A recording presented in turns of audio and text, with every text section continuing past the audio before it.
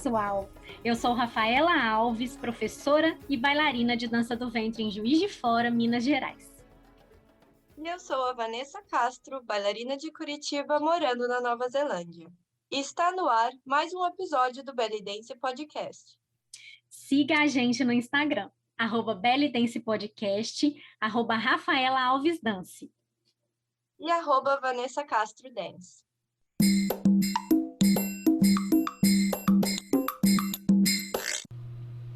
Para que tenhamos um melhor desempenho, uma dança mais fluida e com menores riscos de lesões, a preparação corporal é importantíssima. Pensando nesse aspecto tão relevante para bailarinas e bailarinos, temos a honra de receber a Van Zulueta para conversar com a gente sobre alongamento e flexibilidade. Van, seja muito bem-vinda, é uma honra te receber. Gente, muito obrigada pelo convite, eu fico lisonjeada, muito feliz de trazer, mais informações. Para mim é uma oportunidade de esclarecer a respeito de um tema que é tão importante e tão pertinente para todas nós que dançamos e somos amantes da dança e do movimento. Muito obrigada mesmo. Ai, que ótimo, Van, estamos muito ansiosas para te ouvir e aprender mais com você. E assim, você faz um trabalho lindo, né, de alongamento e balé para adultos. Você tem várias dicas e ensinamentos que você compartilha no seu Instagram. Conta pra gente como que você começou a dançar, qual que é a sua relação com o balé e com a dança do ventre? Tá, vamos lá. Eu me considero bailarina praticamente desde que eu nasci, né? Desde pequena eu tenho esse contato com a dança. Eu comecei no balé clássico porque eu nasci com o fêmur, né? Os fêmures virados para dentro. Vocês já devem ter visto, né? Pessoas que nascem com os pés virados para dentro, que caminham torto, né? Entre aspas. E o meu não era uma questão de pé, era uma questão mesmo do ângulo do fêmur encaixado na bacia. E aí eu era bem pequena, minha mãe me levou no ortopedista e ele deu duas opções para minha mãe, né? Disse que eu poderia fazer balé clássico, já que o balé ele trabalha em andeor, que é a rotação para fora, ou eu poderia crescer um pouquinho mais e fazer uma cirurgia. E aí minha mãe optou pelo balé e assim eu entrei. Eu tinha mais ou menos uns 4 anos de idade, achava muito chato, né? Porque balé clássico é muito rígido, as músicas num primeiro momento elas são muito lentas e não é toda criança que se identifica nesse primeiro momento. Eu achei chato e saí.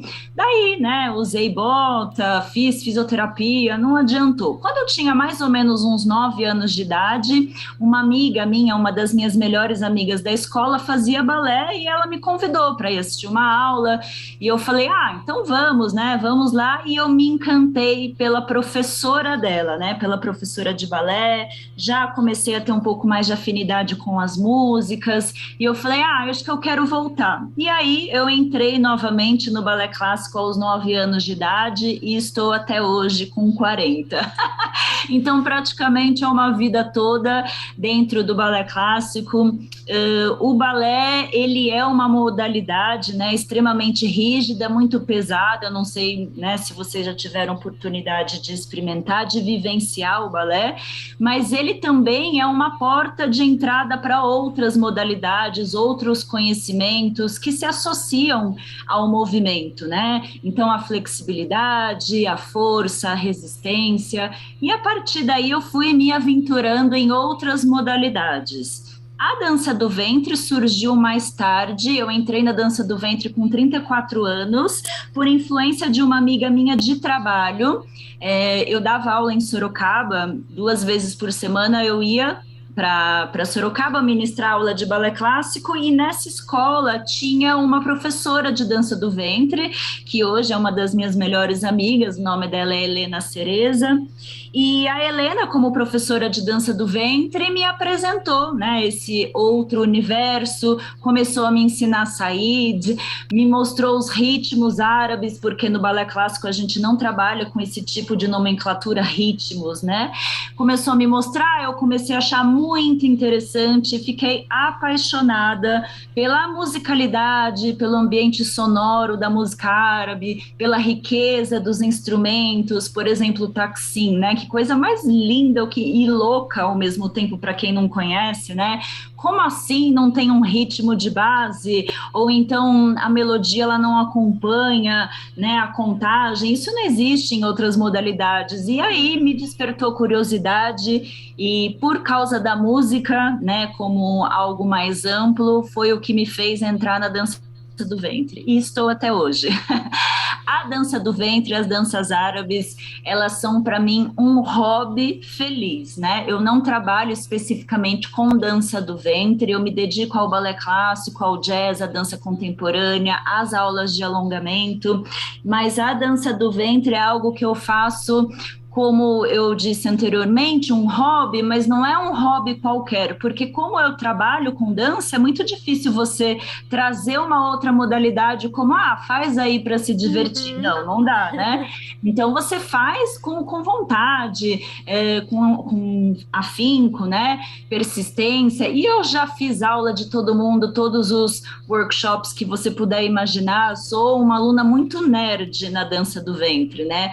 O que me traz bastante conhecimento e bastante alegrias também nesse mundo, né? Já tive a oportunidade de participar de competições em outros países, de ser premiada, tudo isso como alegria pessoal mesmo, né? Mas é muito gratificante, muito feliz. E também me proporciona conhecer pessoas como vocês, né? Que são tão queridas e tão competentes na área. Então, mais ou menos o resumo é isso. Gente, e assim... Que delícia! Delícia ouvir tua jornada.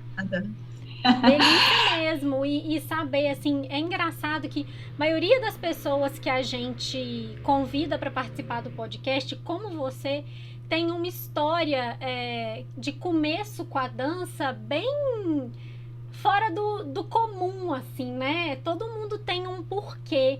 Não é simplesmente, resolvi dançar. É muito difícil alguém falar assim, eu resolvi dançar. Então, sim. Você começou por causa de um problema de saúde, né? Sim, foi. Né? Foi o seu primeiro contato ali com a dança. E o que eu achei muito interessante que você falou, né? Você tenta fazer da dança do ventre um momento seu de lazer, né? Mas quando a gente trabalha com isso é muito difícil, né? A gente... Muito difícil, muito. Uma coisa que... Tem aquela coisa de saber como é importante se dedicar às coisas. Então, acho que todo mundo que é professor de alguma coisa, não só de dança, quando pega para fazer uma atividade nova, ele se dedica um pouquinho além, né?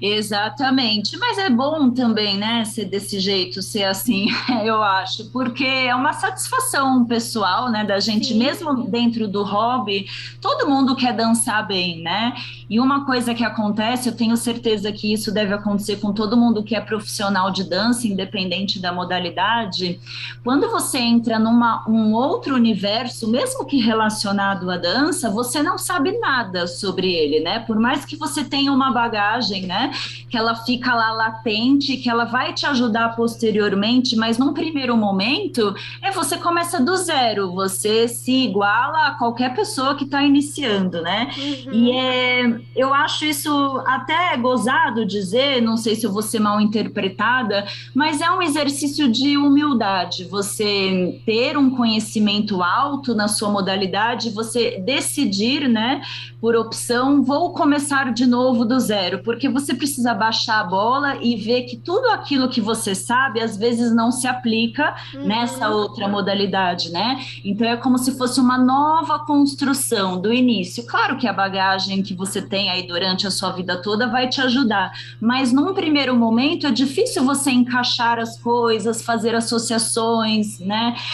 Tirar os vícios de uma vida toda. Eu lembro, nunca vou me esquecer, a minha primeira professora, ela foi a Dani Nur, que parou de dançar, né, mas é um grande nome da dança do ventre, e eu lembro que ela chegava assim para mim e falava, Van, pensa que você tá num bar.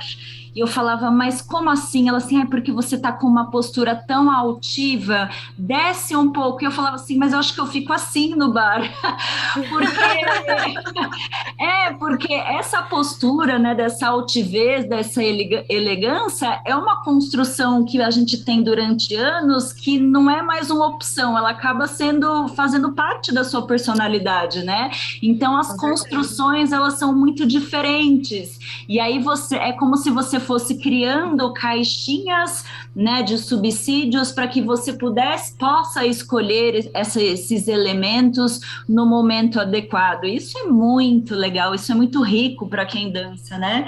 É muito gozado pensar dessa forma, muito bom. Sim, e eu acho muito importante para um professor fazer isso que você falou, né? Começar do zero em outra modalidade. Faz a gente lembrar como é ser um aluno iniciante, né? Exato, porque a gente vai ficando bom naquela modalidade que a gente dá aula e a gente às vezes esquece, não por maldade nem nada, mas pra gente é tudo muito fácil, tudo muito simples, né? Exatamente, com certeza. Então é um exercício que eu acho muito importante mesmo para todo professor. Sim. Ivan, conta pra gente um pouquinho de como que é a sua rotina hoje, né? De aulas, de cursos, como que você se organiza aí para dar conta de tudo?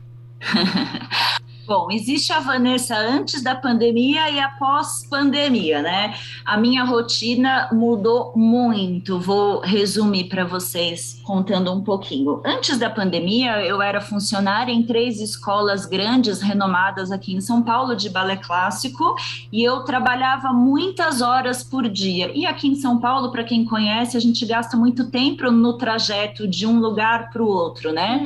Então eu saía muito cedo de casa e voltava à tarde e dava aula em especial para muitas crianças. Também trabalhava com balé adulto, sempre trabalhei, mas o foco do balé clássico são para as crianças, então tinha muita aluna criança. Quando a pandemia entrou, eu decidi, né, foi uma opção, pedir demissão de todas essas escolas que eu trabalhava, meio sem saber o que ia acontecer, logo no primeiro mês de pandemia, março mesmo de 2020, e comecei no online, meio sem saber como isso daria, se isso daria certo ou não, né? Porque eu, anteriormente à pandemia, eu não sabia, não conhecia ninguém que trabalhasse balé online. Dança do ventre já assim, eu já até tinha feito umas conferências, né? Em aulas particulares também, mas balé clássico, falei, meu Deus, será que isso vai dar certo? E deu muito certo, né? Então eu comecei o online há pouco tempo, né? Há 1 ano e meio, no tempo da pandemia, e aqui estou. Em relação às aulas de alongamento, elas surgiram assim, dessa forma, eu vou contar para vocês. Quando eu parei, eu pedi demissão, eu fiquei 1 semana sem fazer nada, pensando, né, meu Deus, o que será de nós agora, né? A gente não sabia de nada, nem do que viria pela frente. E aí eu comecei a sentir o meu corpo muito duro, né? Sentindo falta mesmo dos alongamentos, do trabalho corporal. E eu falei, olha, eu tenho uma certa preguiça, todo mundo tem, de fazer por fazer, sozinha. Eu falei assim, já sei, como eu tenho esse espírito professora dentro de mim, esse encosto de professora, eu falei, bom, eu vou chamar umas amigas e vou dar aula de alongamento para elas, é uma maneira para que eu faça também, né, os exercícios.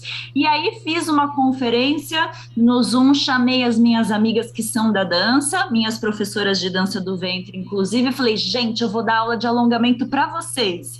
E aí comecei a dar aula para elas, porque era uma maneira de eu me exercitar, né? Eu já estava ficando do formato do sofá já, sabe quando você fica uma coisa horrorosa, né? Bom, daí elas, Ivan, por que você não vende esse curso? Porque olha que delícia que a sua aula de alongamento faz tão bem pra gente, né? Eu falei, pode ser, né? E aí foi numa brincadeira, eu comecei a vender as aulas de alongamento, deu super certo, e aqui estou e pretendo não parar. Então foi assim. Daí algumas pessoas me perguntam assim, nossa, mas você não sabia nada sobre alongamento? Você começou na pandemia? Não, de jeito nenhum. Eu só comecei a ministrar aulas online de alongamento na pandemia.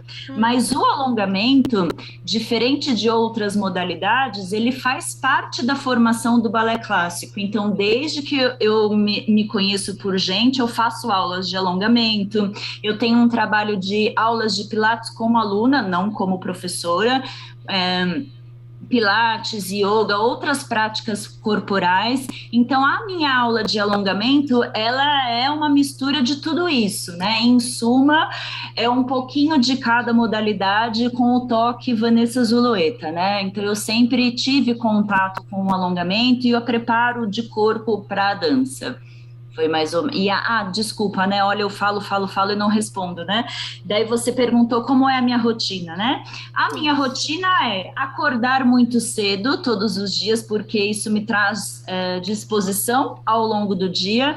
Todos os dias de manhã eu ministro aula. Se eu não dou aula em algum dia de manhã, eu faço as minhas práticas de alongamento do que eu acho que eu preciso naquele dia. Daí, durante o dia, tem as coisas do lar, né, que a gente tem que fazer. Eu moro sozinha, preparo aula, estudo, faço as minhas práticas corporais de dança, tanto do balé quanto de dança do ventre. Daí depois tem as aulas particulares, tenho turmas também regulares à noite e tenho o grupo Spiralice, que são as aulas gravadas, né, que eu também faço as aulas e coloco dentro da plataforma.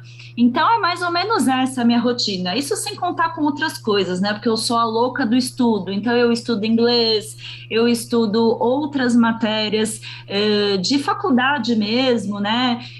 Tenho pretensão de prestar concurso público mais à frente, então o meu dia ele é bem cheio, assim, relacionado ao estudo e o ganho de conhecimento, mais ou menos por aí.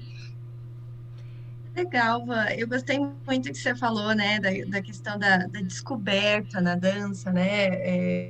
Quando você começou a dança do ventre, já tinha uma bagagem, e daí você descobriu novos sons, novas formas, né? E com certeza isso acaba refletindo na modalidade que a gente trabalha, né? Quando você olha outra modalidade, você vê tudo com novos olhos, né? Então, essa questão de Sim. continuar se desenvolvendo e buscando novas coisas, e agora você falou que você gosta de estudar várias coisas diferentes, e tudo isso agrega, né? Agrega muito na nossa jornada. E em relação a, né, que a gente está falando sobre alongamento e a rotina, achei muito interessante, né, esse curso, porque realmente não é uma coisa que a gente via, né, no mercado, e agora a pandemia ela trouxe a possibilidade da gente olhar de formas diferentes, né, para como a gente trabalha, como a gente organiza as coisas e criar, né, Sim. novos jeitos de ensinar e de ter, né, outras modalidades, outros aspectos da dança também Com trabalhados. certeza. E Sim. e trabalhando, né, a gente falando de alongamento, traz esse tema flexibilidade, né? Então, muitas pessoas relacionam alongamento, flexibilidade e acabam pensando que se a pessoa não consegue lá encostar a mão no chão, ela já não é flexível, então ela não vai ser flexível, não se dedica nessa área. Como que é isso? Explica pra gente o que que é flexibilidade e todo mundo seria capaz de trabalhar esse aspecto e de fazer, por exemplo, um espacate? Sim, ó, em formas gerais, né, para que todo mundo possa entender, lembrando que eu sou uma profissional da dança, né, então alguns termos técnicos eu não vou utilizar, até porque não sou uma estudiosa da área da saúde, né, mas o que que eu aprendi nesses anos todos de vivência e principalmente observação, né, as pessoas, elas utilizam os músculos e as articulações de forma muito limitada no dia a dia, mesmo quem faz dança do ventre, porque a movimentação da dança do ventre, se você, por exemplo, não tem um parâmetro além da dança do ventre, você vai achar que não, né, que a dança do ventre super trabalha o corpo, mas isso não é uma verdade quando você conhece outras realidades. Então, se você parar para pensar, mesmo quem faz dança do ventre, ou as pessoas, digamos, normais, entre aspas, que não faz nenhuma atividade física, você tem uma utilização do seu corpo de uma maneira muito limitada, né? Então, você não dá um estímulo para o seu músculo se alongar ao máximo e você também não lubrifica suas articulações para que esse músculo possa ter as máximas extensões, né?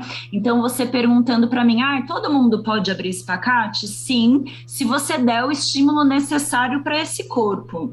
Uma coisa que é muito interessante e importante falar é que todas as pessoas, elas devem parar de pensar isoladamente num grupo muscular. Então, por exemplo, eu recebo várias mensagens, eu queria tanto abrir o espacate, só um parênteses, o espacate, ele se chama Grande K, né? O Grande K é o nome mais correto dentro da técnica.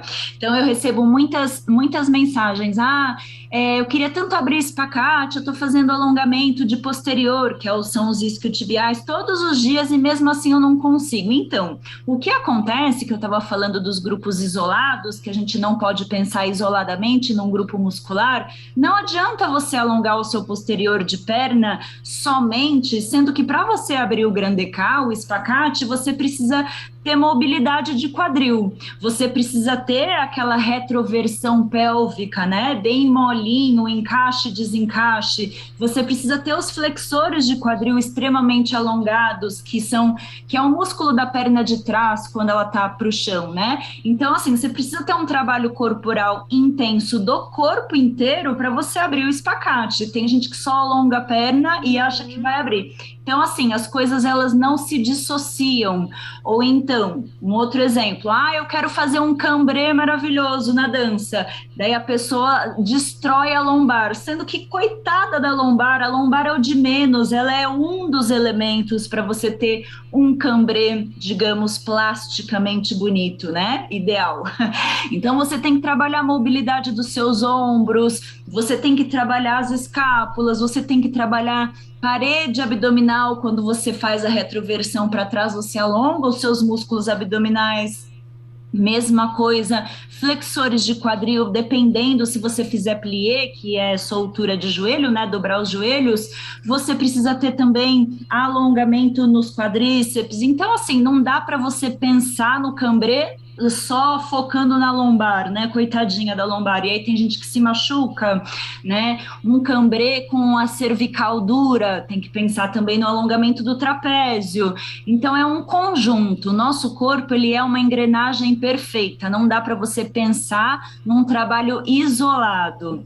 Respondendo também a sua pergunta, se todo mundo pode, né, fazer um espacate, um Grande K, uma abertura de segunda posição, um exercício de retroversão, esses que são mais complexos, todo mundo pode, se tiver constância e se você der o estímulo necessário para esse corpo, que é individual. Cada pessoa tem uma constituição física, cada pessoa nasceu com uma facilidade genética, né? Então, existem exercícios que são comuns a todo mundo, mas existe também os trabalhos específicos para cada pessoa. E assim, Van, outro aspecto que é muito importante, né, a gente falar aqui, é que muitas pessoas começam a trabalhar e ficam ansiosas para ter resultados muito rápidos, né? É verdade, então, sim. Então, como que você acha que seria, assim, ideal, né, uma rotina ideal para a gente aumentar a amplitude do alongamento e também para a gente manter esse alongamento depois de conquistá-lo? Olha, eu concordo plenamente com você, né? A ansiedade mata o processo. Eu falo para as minhas alunas que, claro, a gente tem que ter objetivos, sim, a longo prazo, mas o ideal é que você ache prazer nessa rotina, nessa prática, né? Porque é algo que você vai construir a longo prazo, não é algo rápido. Existem pessoas que falam, né? Tenha flexibilidade dos seus sonhos em 6 meses. Isso é falácia. É a mesma coisa que você pegar um curso de inglês que vai vai te ensinar a ser fluente em 3 meses, não existe essa possibilidade, sabe? Você tem que fazer com que seu corpo tenha uma nova construção, e isso não é rápido. Em maneira, assim, bem simplificada, para que todo mundo entenda como que é o processo de alongamento. Você precisa de 2 fatores. Você precisa hiperestender esse músculo no máximo dele para que haja microlesões na fibra e aí ela se cicatrize, né? É parecido com a hipertrofia, mas na hipertrofia é como se fosse um inchaço, entre aspas, né? E no alongamento são micro rupturas das fibras e aí elas vão se cicatrizando e o músculo vai tendo uma amplitude maior. E além disso, você precisa ter mobilidade articular. É como se você tivesse mais espaço na sua articulação para que você deixe esse músculo crescer, né? E aí não tem como você falar que vai ser rápido, ainda mais quem começa na idade adulta. É possível ter grandes melhoras com toda certeza, mas precisa ter constância, né? É um exercício árduo e precisa também ter consciência corporal, porque não é só você repetir a professora ou achar lá um movimento qualquer e começar a fazer sem ter um planejamento, não fazer estímulos a outros músculos que são adjacentes, mas que são importantes no resultado. Então precisa ter acompanhamento, né? A não ser que você já saiba e já entenda o seu corpo. Sim. É a paciência, muito importante, né, gente? Paciência na vida, como tudo, né? Paciência e aproveitar o processo, né? Focar no bem-estar que você sente naquele momento, né? E não só num objetivo isolado, né? Que vai vir como resultado, na verdade, né? Da constância. Isso. E em relação à constância, quanto tempo, assim, seria necessário de você exercitar o alongamento numa semana? Teria que ser todo dia? Teria que ser por 1 hora? Ou uma vez por semana é suficiente? Como é que funciona? Olha, isso é bastante individual, né? Depende já do seu preparo prévio e também do seu objetivo. Mas de formas gerais, assim, individualizadas, eu acho mais eficiente ter uma maior frequência do que você escolher uma vez e ficar 1 hora, sabe? Eu ia falar, você pode até se machucar. É difícil se machucar no alongamento, viu, gente? Não é uma coisa assim, porque a gente faz alongamento de forma muito diferente de performances de grandes atletas. Então, para você se machucar no alongamento, você tem que ter muita desatenção com o seu corpo. Tá muito desconectada, sabe? Tipo assim, vem na TV e aí, de repente, você faz de uma vez, não respira corretamente, porque tirando isso, é muito raro a gente se machucar em alongamento, que é diferente, né, dos treinamentos de alta performance. Aí é outra coisa, né? Vai ver como é um alongamento de ginasta, que não é o caso de ninguém aqui, né? Então aí já é muito diferente. Eu prezo pela frequência e pela constância. Uma coisa que eu acho muito legal é assim, ó, por exemplo, vamos imaginar que hoje a gente vai dar uma ênfase maior nos isquios tibiais, que são os posteriores de perna, né? Então, ao invés de você ficar lá, tipo, 10, 15 minutos numa posição fixa, eu acho interessante você fazer transições de movimentações que exijam desse músculo. Então, fica alguns segundos com a mão no chão, daí depois você senta e faz um outro, daí coloca uma torção de coluna no meio, daí você volta naquele anterior, daí você segura o pé e puxa a perna para cima, sabe? Transições de vários movimentos que vão solicitar aquele músculo. Eu trabalho assim com as minhas alunas. Então, por exemplo, hoje eu já dei aula, né? Todo dia eu dou uma aula. Hoje o foco foi coluna. A gente fez 50 minutos de coluna, mas de diversos exercícios. Então, a gente não fica mais do que 1 minuto e meio, 2 em cada posição, né? Não há necessidade, mas todos eles englobam o mesmo objetivo, que é um grupo muscular específico. É melhor do que você ficar lá no espacate, sei lá, 5, 10 minutos, que aí você vai achar chato e ainda vai sair com dor no dia seguinte, sabe? Uma dor normal, né? A dor do excesso, não de machucado. E você acha que tem, assim, algum horário do dia que seria o ideal para a gente fazer alongamento? Às vezes de manhã? Não, eu não acho que existe um horário melhor. Eu acho que existe um melhor momento dentro da sua rotina. Então, por exemplo, se você faz academia, se você faz o trabalho de hipertrofia, que é o contrário do alongamento, então faça em períodos diferentes, sabe? Independente se seja de manhã ou à tarde ou à noite. Então, por exemplo, eu vou na academia de manhã, então eu vou fazer o alongamento à noite. Nunca ao mesmo tempo, sabe? Emendado um no outro, porque são estímulos muito diferentes para o músculo e ele pode ficar estressado à toa. Então é bom ter um espaçamento. Agora, de horário, não, independe. Não tem problema, não. E sem pensar nessas posições, digamos, mais avançadas, como um cambrê, né, ou com um objetivo específico, no dia a dia, qual a importância do alongamento, tanto para gente que é bailarina, que trabalha com a dança, e também para pessoas que não dançam, né? Quais que são os riscos das pessoas que não se alongam? Sim, né? É muito legal a gente falar sobre isso.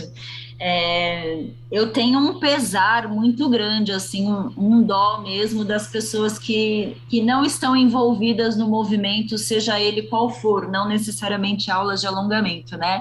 Eu tenho algumas amigas que têm idade menor do que a minha, né? 30 anos, já tem vários problemas em ombro, coluna, quadril, e é por falta de liberdade de movimento, né? Pode parecer banal, mas, por exemplo, um exemplo, né, só para ilustrar, a última vez que eu fui à praia, sabe quando você vai fazer, por exemplo, um passeio numa piscina natural e aí vem aquele barquinho nas marolas e o barco fica balançando e você tem que subir no barco, né, bem próximo à praia, para ele poder te levar, né? Eu vejo a dificuldade das pessoas de subir no barco, eu falo, gente, que coitada dessas pessoas, eu querendo já dar aula para todo mundo, né? E eu parecendo uma pulga, né? Porque eu tenho uma mobilidade de quadril, eu já coloco a perna em cima do barco, já ponho o joelho na orelha, já subi, pronto, e as pessoas ficam 2 horas para levantar. Então, assim, se você não trabalha o seu corpo, você não tem liberdade de movimento. Pode parecer muito pouco, mas isso é muito, né? Isso traz saúde, traz vitalidade, traz liberdade. A minha mãe, uma pessoa que trabalhou muito tempo sentada e nunca teve nenhum contato com o movimento, né? Ela teve artrose de quadril. Aí você pensa assim, mas a artrose deve ser algo genético. Tudo bem, tem um fator genético. Mas você poderia postergar isso, né? É um pecado você olhar uma pessoa tão nova e com tanta limitação de movimentos básicos, de abaixar, de não conseguir, de repente, subir num degrau um pouquinho mais alto, ou então ter bursite no ombro, tendinite não sei aonde, dor no ciático, tudo isso pode ser prevenido, hérnia de disco, através de alongamentos conscientes, né? Então, para a vida, assim, para a saúde, eu não tenho dor em nada, graças a Deus, espero que assim continue. E é muito bom, né, você pensar nisso, como você ter saúde de uma pessoa mais nova, de uma criança, é muito bom. Quando a gente pensa em dança, daí eu já acho que é obrigação a pessoa fazer alongamento, né? Não quero que me interpretem nessa rigidez, mas é mesmo, porque isso faz parte da qualidade da sua dança. Se você trabalha com dança, você tem que apresentar a sua melhor versão, né? Então, muitas alunas alunas, elas não têm essa consciência de que uma bailarina que elas desejam chegar próximo, né, do ideal, falar, ai, como eu gostaria de dançar como tal pessoa, você pode ter certeza que essa tal pessoa tem um preparo prévio de corpo, né? Seja pela corrida, pelo yoga, pela aula de pilates, por outra modalidade de dança, por aulas de alongamento. Não existe isso de você só dançar e achar que a dança prepara o seu corpo. Não, pelo contrário. Você tem que preparar o seu corpo para receber a técnica da sua modalidade e assim mostrar a sua melhor versão, né? Então, eu acho muito importante dizer isso para as alunas. De repente, você pensa assim, mas qual é a vantagem de ter um corpo alongado? Deixando de lado esses movimentos mais desafiadores, né? Mais virtuosos. Bom, se você pensar numa leitura musical qualquer, de prolongamentos, por exemplo, se o seu violino tem uma nota comprida, como é que você vai ler isso, independente da parte do seu corpo, se o seu corpo para e breca, porque ele não vai além, né? Se você não tem um alongamento de peitoral, se você não tem uma coluna maleável, se você não tem uma cintura que vá longe. Então, é uma questão de técnica mesmo, né? Visivelmente, você olha para uma pessoa e você já sabe o que ela faz por trás do palco, se ela trabalha esse corpo ou não. Então, é muito importante a gente trabalhar o alongamento nas nossas aulas, na nossa vida, para que a gente tenha os melhores resultados, porque mesmo que a gente não estamos falando de profissionais, mesmo as amadoras, todo mundo quer dançar bem, né? Esse é o objetivo final. Então, é bom ter essa consciência de melhora mesmo. Agora, você estava falando aí, né, das nossas aulas. Queria que você falasse um pouquinho pra gente qual que é a diferença entre aquecimento, alongamento, como que eles devem ser aplicados ali durante a aula, por exemplo, né, uma aula de 1 hora e meia de dança. Quanto tempo é recomendado de aquecimento ou de alongamento dentro da aula? Certo. É muito bom a gente falar sobre essa diferença, porque a maioria das pessoas não tem esse conhecimento. A diferença entre alongamento e aquecimento é o seu tempo de permanência dentro desse objetivo. Então, por exemplo, quando a gente vai fazer um aquecimento, a gente só está preparando o nosso corpo para executar o que vem logo depois, né? Então, por exemplo, estamos numa aula de dança, vamos fazer um aquecimentinho de 10 minutos para que a gente possa começar a dançar, para que a gente não tenha lesão, para que a gente possa aquecer o nosso corpo, inclusive através da respiração, né? Para que a gente tenha um metabolismo mais acelerado e a gente possa dançar. Isso é muito diferente de uma prática de alongamento. O alongamento, ele exige permanência. Como eu falei antes, você não precisa ficar 10 minutos numa mesma posição, mas você precisa ter pelo menos uns 10, 15 minutos em cada grupo muscular para que você esteja dando estímulo suficiente a ele para que ele possa ter essas rupturas de fibra, né? E poder ter o alongamento efetivo.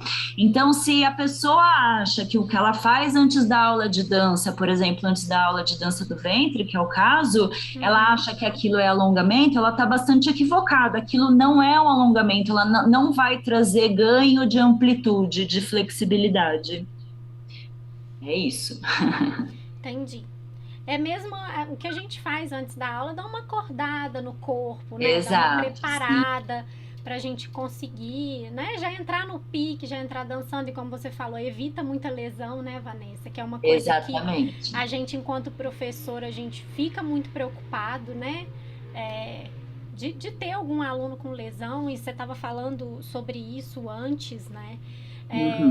Ouvindo você falar, eu não sabia que a gente podia evitar tantas coisas assim, né? Tantas doenças, tantas limitações através do alongamento, assim. Foi mais um ponto, assim, para chamar atenção, e que eu acho que as pessoas precisam desse conhecimento, né? Olha quanta coisa você pode evitar na sua vida se você tirar um tempinho para você, né? É, claro, como diz uma amiga minha, né? Eu gostei muito dessa frase que ela disse. Ela falou assim: Nossa, se você não tem 30 minutos do seu dia para você, né? Você precisa rever seus conceitos. E é verdade, o que que é Uhum. 30 minutos, né, por dia? Não necessariamente em aula de alongamento, mas 30 minutos reserva para que você se movimente de maneira consciente, para que você tenha mais saúde em primeiro lugar. E aí, dançar bem, isso é consequência, né, desse Uhum. preparo corporal. Mas é isso. É uma coisa que o mundo está precisando, né? As pessoas precisam. A gente vive, quando a gente vê, a gente está naquele turbilhão de Exato, fazer coisas, né? E a maioria das vezes essas coisas não são pra gente. A gente tá exatamente. fazendo coisas pro outro, a gente tá dando conta de trabalho. Então, isso é uma coisa que traz muitos benefícios, né? Que vão até além mesmo da prática da atividade física em si. Com Então, é certeza. importante, muito importante mesmo você escolher alguma coisa que você goste, para que aquilo, Sim, além de te trazer um benefício físico, te traga alguma coisa, um benefício mental também, né? Uma higiene ali da exato. mente. Isso mesmo. Muito bom, Rafa.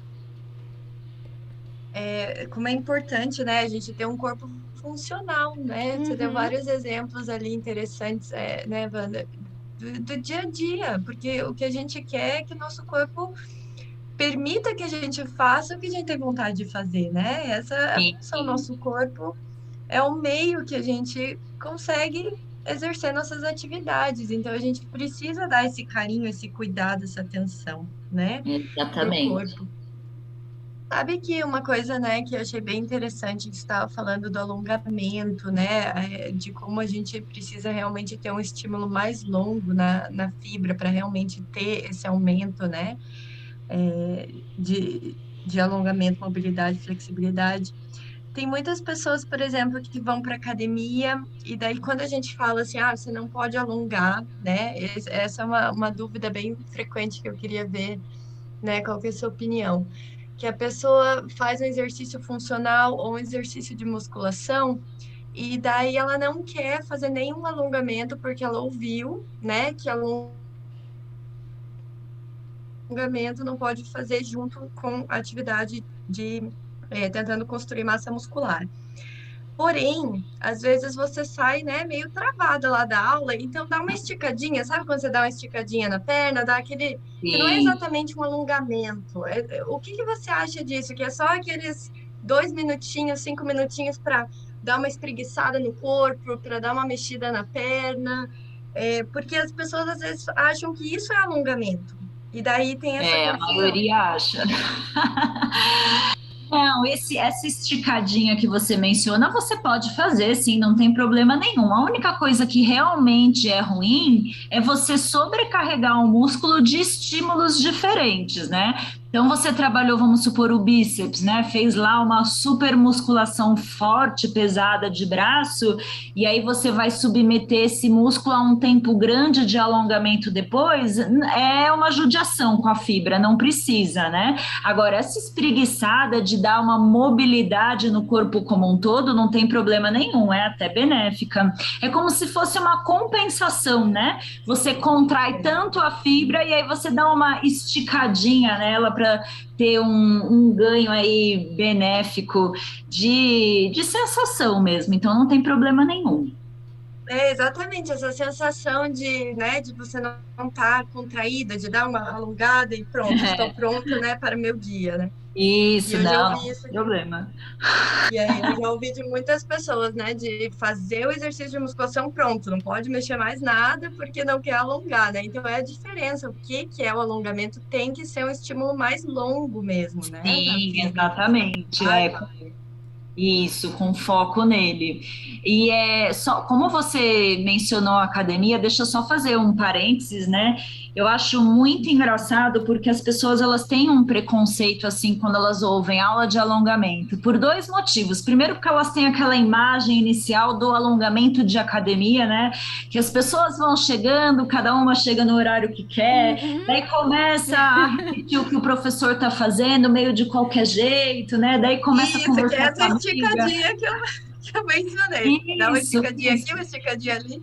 Exatamente, nem usa respiração a favor, né? Completamente contrária ao sentido do movimento. Daí olha para o lado, conversa com a amiga, daí presta atenção na música, é uma maravilha, né? Esse é o estereótipo da aula de alongamento da academia. E tem gente que acha que a aula de alongamento é muito fácil, justamente por isso, né? E aí é tão engraçado os feedbacks que eu recebo das alunas que saem mortas da aula de alongamento, mas não mortas assim numa exaustão, mas porque realmente exige um esforço, não é simplesmente, ai, vai lá, coloca o braço para o lado, deixa a cabeça torta, fica com os ombros virados para dentro, sabe? Aquela coisa horrorosa. E aí uma vez uma aluna minha falou, ai, agora eu tô começando a corrigir todo mundo que faz aula de alongamento na academia. Eu falei, isso mesmo, ensina para esse povo o que é fazer aula de alongamento, porque os conceitos, a concepção é completamente errada, né? Não é isso aí não, gente. Isso que vocês fazem na academia, vocês assim, no geral, não vocês duas. Isso que as pessoas fazem na academia não é nada, na verdade, né? É claro que é melhor do que não fazer nenhuma atividade física, mas o ganho de amplitude real, ele precisa de consciência corporal e respiração aliada ao movimento. Tem que ser bem focado, né? É uma prática que exige atenção.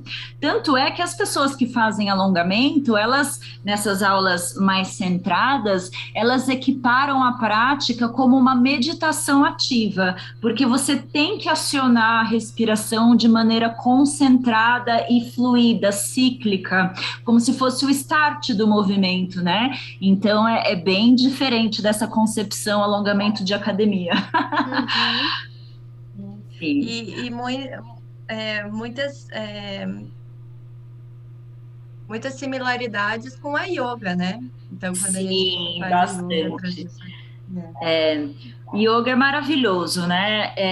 Muitas alunas minhas falam assim, nossa, mas a sua aula parece muito aula de yoga, por que você não vende como nome aula de yoga? Porque realmente tem muitos posicionamentos que são parecidos, né?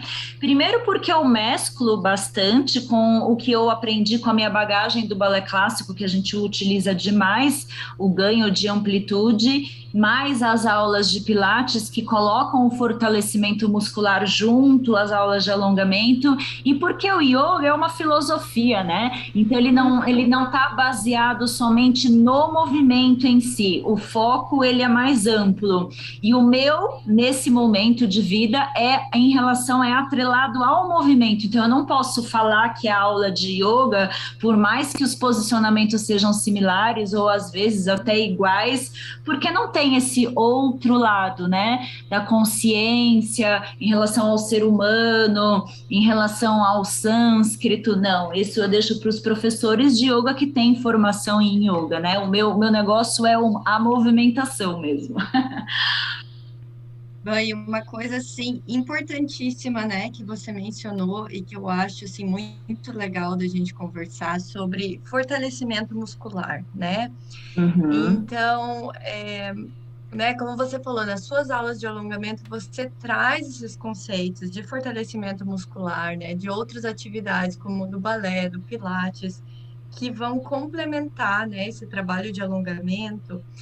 Então, como que a gente pode ter esse balanço entre os exercícios, né? Para você ter alongamento e força muscular, para você não ter um músculo alongado, porém fraco, né? Será que isso poderia aumentar os riscos de lesões quando você só alonga, você só estica lá a fibra, mas você não faz nenhum exercício de fortalecimento desse músculo?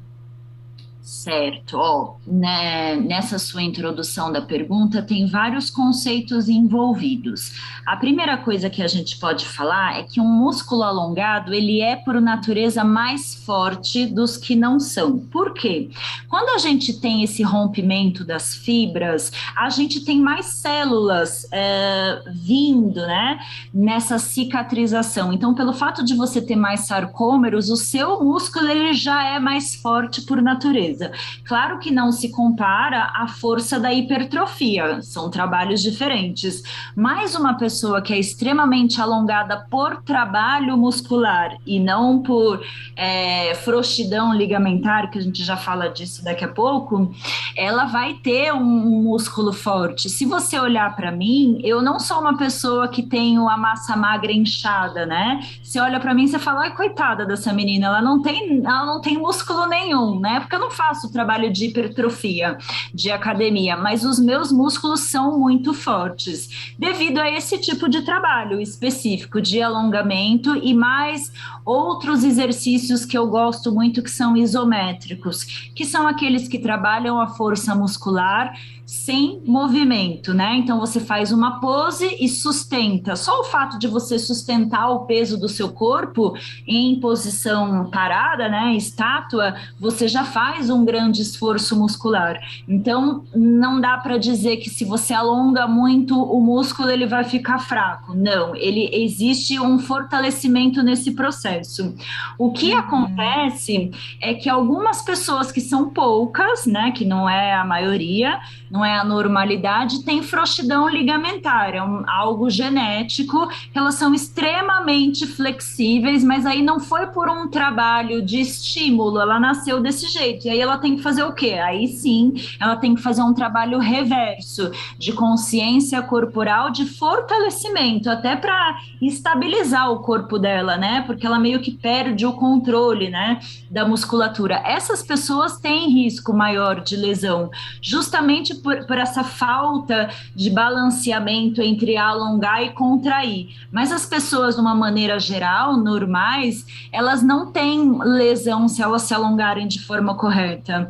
O alongamento que traz lesão, ele é aquele que, às vezes, dependendo do seu treino, que não vai ser o caso de nós, a não ser que a gente esteja fazendo um movimento específico de alguma técnica de dança ou de yoga, algo assim mais pesado, é quando você está no máximo do estiramento, você está com o seu músculo lá super alongado, e aí nessa condição você contrai ele rapidamente, sabe? Daí você pode se machucar, mas isso é muito raro, não existe em aula de flexibilidade de alongamento, é mais em determinada movimentação, por exemplo, no palco, né?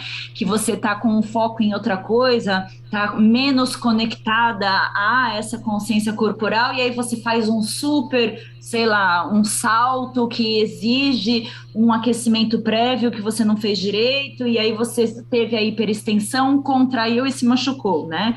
Mas são exceções. Então, mais ou menos é isso. Eu não sei se eu respondi todas as suas perguntas. Ótima clarificação. Acho que você clarificou assim de forma maravilhosa, né? Os conceitos de que o alongamento vai trazer, né? Esse fortalecimento, o músculo vai ficar mais forte quando ele está alongado. E você falou também da sustentação, né? Que você faz, porque esse exercício, ele, né? Algumas posições que têm a sustentação que vai trazer isso. E Sim. Essa questão da contração no máximo estiramento eu achei muito legal também, porque um ponto que a gente pode trazer nisso é o estresse, né? Como você falou, quando a pessoa está desconectada do seu corpo. Então, é aquele negócio de você prestar atenção no seu corpo e quando você vai fazer algo que você esteja presente no momento, né? Para não trazer aquela tensão, aquele estresse do dia, você se contrai e você está tentando dar o máximo do seu alongamento, mas você está toda tensa, contraída, né? Então, é respeitar o corpo, ir no seu limite daquele dia, né? Acho que isso é uma coisa importante para a gente falar também, né, Van? Que o nosso corpo está diferente em dias diferentes, né? Não é que você vai estar lá com a mesma amplitude todo dia. Isso, exatamente. O nosso corpo, ele reage a tudo que a gente faz ao redor dele, né? Tem a ver com a sua hidratação do dia, mulheres, período menstrual, o quanto você dormiu, se você está estressado ou não, de que forma você está se alimentando, tudo isso influencia, né? Na nossa performance geral do corpo. Somos nós, né? Organismo vivo. Van, e como a gente faz para saber ali durante a aula qual é o nosso limite, né? Para que a gente não dê menos do que a gente podia, né, para ver os resultados e para a gente também não ir além, sabe, e acabar se machucando. Tem alguma posição corporal, alguma coisa que a gente sente que ali é o nosso limite? Ou isso é uma construção? É, um pouco de tudo, né? Eu acho assim, a primeira coisa é a gente ter uma consciência bem clara de que cada corpo é um, né? Cada um tem a sua história corporal. Muitas das minhas alunas, mesmo eu falando isso para elas no primeiro dia de aula, elas se comparam comigo. E isso é o maior erro que pode acontecer, né? Como eu falei para vocês, hoje eu já dei aula, todo dia eu dou aula, e eu faço isso há tantos anos, e aí a pessoa que nunca fez nada, ela olha para mim e fala assim, né? Por que tá tão diferente? Daí eu sempre me lembro do primeiro dia que eu fui fazer shime com a Dani Nuro, né? Que eu falava, meu Deus, eu vou sair correndo desse lugar, né? Porque eu queria que meu quadril fosse igual dela, como não, né? Então, assim, não dá para você comparar o seu corpo, né? Nem com as suas amigas e nem com a sua professora. Esse é o primeira coisa que você tem que ter em mente. A segunda é raramente você vai se machucar, você vai ultrapassar o seu limite se você tiver dois pilares que são muito importantes nas práticas de alongamento, que são alinhamento corporal, que é como está a sua postura em relação ao movimento que foi solicitado, e a sua respiração no momento. Então você vai saber o momento certo de você parar, de você ceder um pouquinho mais, sempre respeitando o seu limite. Não necessariamente o seu limite vai ser um pouco maior amanhã do que hoje, como a gente conversou, cada dia você vai estar de um jeito.